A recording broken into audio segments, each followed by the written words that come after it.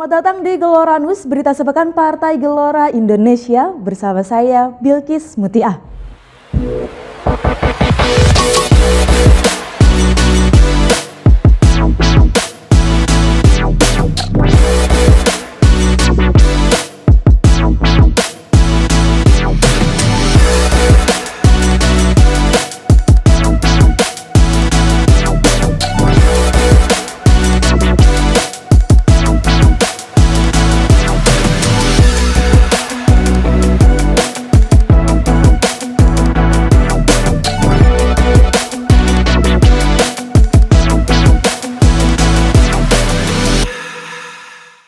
Berita pertama hadir dari Wakil Menteri Luar Negeri Republik Indonesia Anies Mata yang juga menjabat sebagai Ketua Umum Partai Gelora yang melakukan diskusi dengan Kitabisa terkait kolaborasi organisasi kemanusiaan untuk Palestina.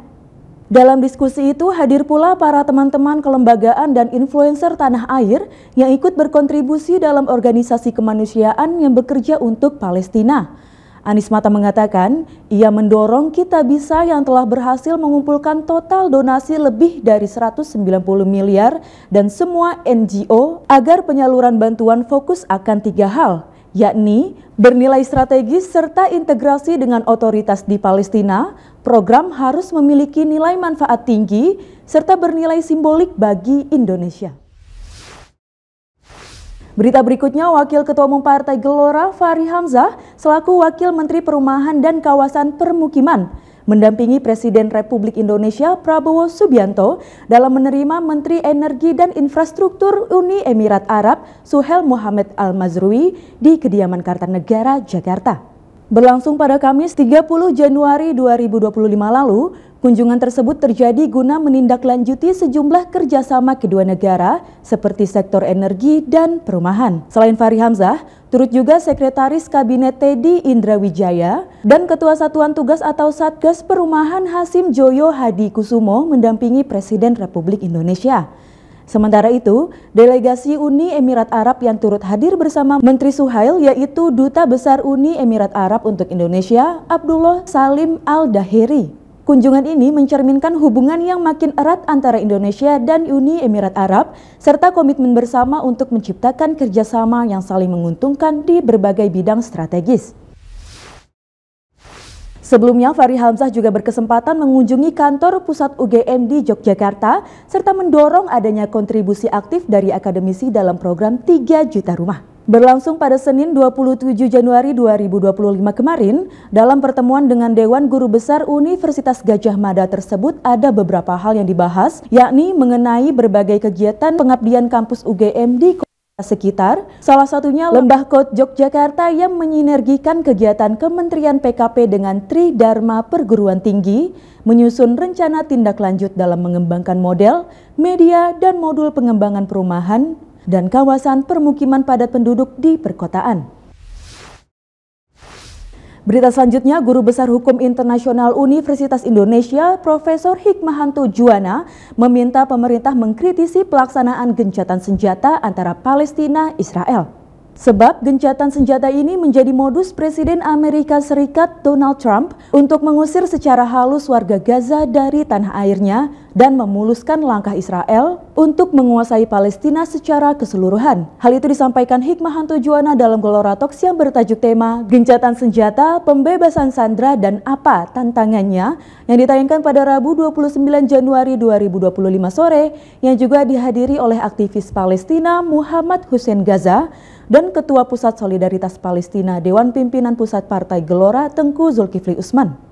Tidak akan ada serangan-serangan dari Gaza ke Israel. Nah itu makanya mereka ingin menguasai. Maka saya kemarin agak, ya mohon maaf ya, agak keras ngomong ketika 2 juta rakyat Palestina mau direalokasi ke Indonesia. Dan oleh publik Indonesia, oh senang, bagus, alhamdulillah, Allahu Akbar. Saya bilang, gimana mereka keluar dari tanahnya nanti? Tanah mereka diambil sama pemukiman Israel. Ini orang Indonesia ini kadang-kadang antara naif sama bodoh tidak ada bedanya. Ya, maka saya katakan tolong dipikirkan baik-baik. Ya, jangan Allahu Akbar kita ini. Bagi rakyat Palestina sama seperti kita. Tanah airku, tanah airku, baru negeriku, baru bangsaku. Kalau bangsa itu bisa di mana-mana. Kita tahu misalnya bangsa Indonesia ada yang jadi diaspora ya, walaupun kemarin ini siapa? Raja Nainggolan kena masalah narkoba lagi ya, sayang juga. Nah, tapi itu jadi saya katakan jangan sampai ya Gaza itu kosong. Karena itu nanti akan dimukimi oleh mereka-mereka oleh Israel, dibilang udah masuk aja, nanti dibantu sama tentara kita. Jadi 3 hal itu ya. Berita terakhir, diplomat senior dan pemerhati politik internasional Profesor Imron Khotan berharap Presiden Prabowo Subianto menjadi penengah konflik perang tarif antara Presiden Amerika Serikat Donald Trump dengan Kanada, Meksiko, dan juga Cina. Hal itu disampaikannya dalam Gelora Talks bertajuk Perang Tarif Amerika versus Kanada, Ada Apa? Yang ditayangkan pada Rabu 5 Februari 2025 sore yang juga dihadiri oleh Ketua Bidang Ekonomi Dewan Pimpinan Pusat Partai Gelora, Dr. Bramastio B. Prastowo, dan Pitan Daslani selaku pakar politik luar negeri dan keamanan, serta dipandu oleh Ketua Bidang Hubungan Luar Negeri Dewan Pimpinan Pusat Partai Gelora, Henwira Halim. Artinya semua menderita. Tentu Indonesia juga akan menderita. By the end of the day, ini kan pertempuran 2 gajah, ya, 2 gajah ekonomi. Satu ekonomi nomor 1 di dunia adalah Amerika Serikat, yang kedua adalah China, berikut yang lain. Nah, kalau 2 gajah bertempur, pelanduk di tengah pasti menderita. Jadi kalau ada orang yang mengatakan bahwa Indonesia itu immune terhadap dampak dari perang dagang ini, mungkin perlu bertanya lagi dengan Mas Bram ya, apakah itu benar atau tidak. Saya bukan ahlinya, jadi perlu menanya Bapak ini, Mas Bram ini.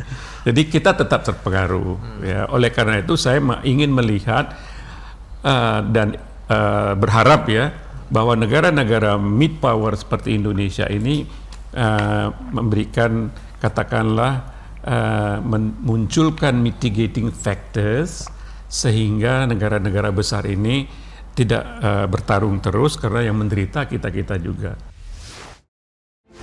Sekian Geloranus pekan ini, saya Bilqis Mutiah pamit undur diri. Saksikan Geloranus setiap Sabtu pukul 7 pagi hanya di Gelora TV. Selamat berakhir pekan.